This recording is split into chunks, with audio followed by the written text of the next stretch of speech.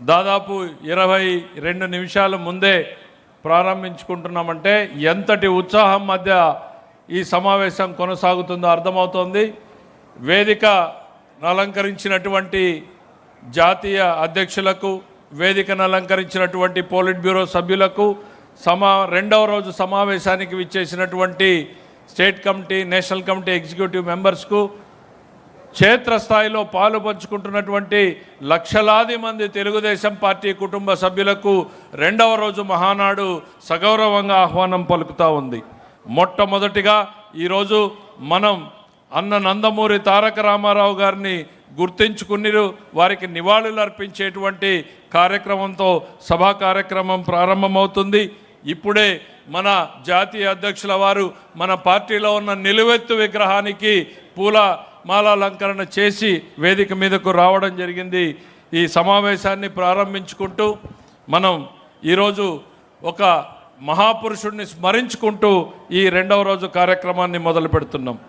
ఇది అన్న నందమూరి తారక రామారావు గారిని స్మరించుకునేటువంటి రోజు, చరిత్రను గుర్తు చేసుకునేటువంటి సందర్భం. కాంగ్రెస్ పార్టీ కబంధ హస్తాల్లో నలిగిపోతున్నటువంటి తెలుగు జాతి పౌరుషాన్ని తట్టి లేపినటువంటి మహోన్నత వ్యక్తి గురించి తెలుసుకునేటువంటి రోజు, గుర్తు చేసుకునేటువంటి రోజు. తెలుగు ప్రజల ఆత్మగౌరవాన్ని ప్రపంచానికి చాటినటువంటి మహోన్నతుడు, మనందరి రాజకీయ జీవన ప్రయాణానికి మూలం అన్న నందమూరి తారక రామారావు గారు. అధికారం కొద్దిమందికే కాదు, కొన్ని కులాలకే కాదు, సమాజంలో అణగారిన బడుగు బలహీన వర్గాలందరికీ కూడా భాగస్వాములు అవ్వాలి అంటూ రాజకీయ గతిని గమనాన్ని మార్చినటువంటి వ్యక్తి, చేతల్లో అధికారంలో భాగస్వాములు చేసినటువంటి వ్యక్తి. సమాజమే దేవాలయం, ప్రజలే దేవుళ్ళు అన్న ఆయన మాటే నేటికి మనకు శిలాశాసనం. సినిమాల్లో దేవుడి పాత్రలు వేసిన ఆయన చేసిన పనులతో ప్రజల గుండెల్లో దేవుడిగా నిలిచిపోయారు. పేదల ఆకలి తెలిసిన వ్యక్తిగా, పల్లె కష్టాలు తెలిసిన వ్యక్తిగా, మహిళ ప్రాధాన్యత తెలిసినటువంటి వ్యక్తిగా ఆయన తీసుకున్నటువంటి నిర్ణయాలు ఆ రోజు దేశవ్యాప్త సంచలనాలయ్యాయి. నేటికి సంక్షేమ రాజ్యానికి ఆద్యుడు నందమూరి తారక రామారావు అన్నట్టుగానే నిలిచిపోయాడు ఆయన. ఆయన నటించిన చలనచిత్రమైతే అది సంచలన చిత్రమే, ఆయన రాజకీయమైతే అది రాజకీయమే. తెలుగుతనాన్ని నిలిపినటువంటి వ్యక్తి, తెలుగు గళాన్ని ఢిల్లీ దాకా గర్జించేలా చేసినటువంటి వ్యక్తి. ఆయన మన మధ్య భౌతికంగా లేకపోవచ్చు, ఆయన స్ఫూర్తి మన రక్తంలో ఉంది, ఆయన ఆశయం మన అడుగుల్లో ఉంది, ఆయన ప్రతినిత్యం మనకు మార్గదర్శకంగానే కనపడతా ఉన్నాడు.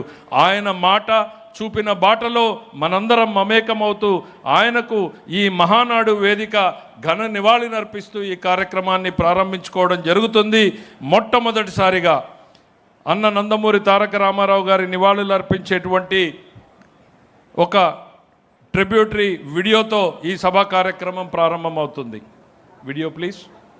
ఎన్టీఆర్ ఈ మాటే ఒక సంచలనం, ఒక ప్రభంజనం. నటుడుగానే కాకుండా రాజకీయ నాయకుడిగా కూడా సామాన్య ప్రజానికం మీద అత్యంత ప్రభావం చూపిన వ్యక్తి తెలుగునాడులో మరొకరు లేరు. కేవలం 14 సంవత్సరాల రాజకీయ జీవితంలోనే ఎన్టీఆర్ దేశ చరిత్రపై అసాధారణమైన ముద్ర వేశారు. ఎన్టీఆర్ స్థాపించిన తెలుగుదేశం పార్టీ అప్పటి నుంచి ఇప్పటి వరకు రాష్ట్ర రాజకీయాల్లోనూ దేశ రాజకీయాల్లోనూ బలీయమైన శక్తిగా నిలిచి వెలుగొందుతోంది. నిబద్ధత, నిజాయితీ, నిర్భీతి, నిక్కచ్చితనం ఎన్టీఆర్ బలాలు. అవినీతి రహిత పాలన ఆయన ముద్ర. పటేల్ పట్వారీ వ్యవస్థ నిర్మూలనం, మండలాల స్థాపన ద్వారా పరిపాలనా వికేంద్రీకరణ, రాయలసీమ క్షేమం కోసం తెలుగు గంగ నిర్మాణం, ఆడపిల్లలకు ఆస్తిలో హక్కు, కిలో ₹2 బియ్యం పథకం, సగం ధరకే చేనేత వస్త్రాలు, పేదలకు పక్కా ఇళ్ల నిర్మాణం, రైతన్నకు సబ్సిడీపై విద్యుత్, పేద వృద్ధులు, వితంతువులు, రైతులకు నెల నెలా పింఛన్. ఇవన్నీ ఎన్టీఆర్ లోని నూతనత్వంతో కూడిన ఆలోచన విధానాలకు నిదర్శనాలు. మొదటిసారి ముఖ్యమంత్రిగా పాలన నుండి జాతీయ రాజకీయాలలో సంకీర్ణ ప్రభుత్వాల స్థాపన వరకు జాతీయ, అంతర్జాతీయ మీడియా దృష్టిని ఎన్టీఆర్ ఎంతగానో ఆకర్షించారు. ఆసేతు హిమాచలం 16 రాష్ట్రాలలో విస్తృత స్థాయిలో ఎన్నికల ప్రచారం చేసిన ఏకైక ప్రాంతీయ రాజకీయ నాయకుడు ఎన్టీఆర్. సరిగ్గా ఇప్పుడు తెలుగుదేశం పార్టీ అధినేత నారా చంద్రబాబు నాయుడు గారు కూడా స్వర్ణాంధ్ర 2047 లక్ష్యాలతో పాటు ప్రధాని మోదీ గారు చేపట్టిన వికసిత్ భారత్ 2047 లక్ష్యాలను కూడా కలుపుకొని ముందుకు సాగుతున్నారు.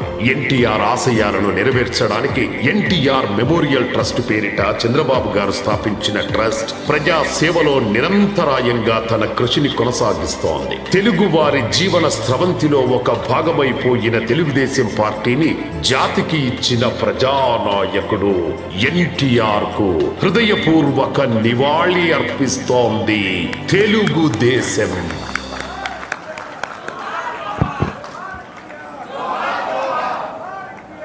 జోహార్ జోహార్, దిలాలి వర్దిల్లాలి.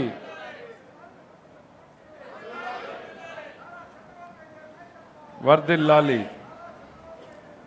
వర్దిల్లాలి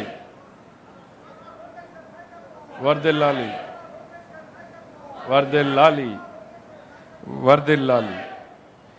ఈరోజు సభా కార్యక్రమంలో మొట్టమొదటిది నందమూరి తారక రామారావు గారికి ఘన నివాళులు అర్పించడం కోసం వారి పిలుపుతో రాజకీయాల్లోకి విచ్చేసినటువంటి వ్యక్తి, నాడు యువకుడిగా నేడు 5 సార్లు శాసనసభ్యుడిగా, మాజీ మంత్రివర్యులుగా, ప్రస్తుత శాసనసభ్యుడిగా ఉన్నటువంటి శ్రీ బండారు సత్యనారాయణ గారిని వేదిక వద్దకు రావాల్సిందిగా సగౌరవంగా ఆహ్వానిస్తున్నాం.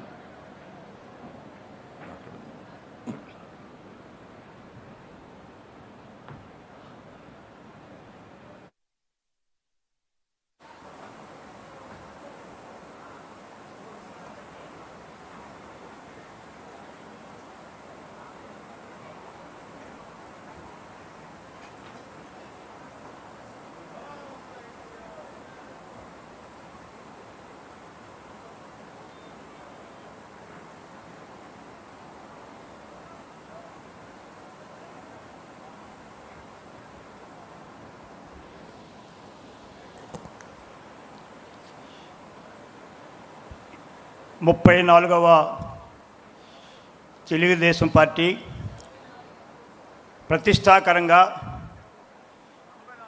ఎన్ని అవంతరాలు వచ్చినా, ఎన్ని విపత్తులు వచ్చినా పసుపు దళంతో తెలుగువారి పండగగా అన్ని మతాలకు, అన్ని కులాలకు, అన్ని ప్రాంతాలకు ఓ మహోద్భుతమైన దినంగా జరుపుకుంటున్న ఈ మహానాడు సభకు అధ్యక్షత వహిస్తున్న మన ప్రీతమ నాయకులు, ప్రపంచ దేశాల్లో అగ్రరాజ్యాలు సైతం పరిపాలనా దక్షుడిగా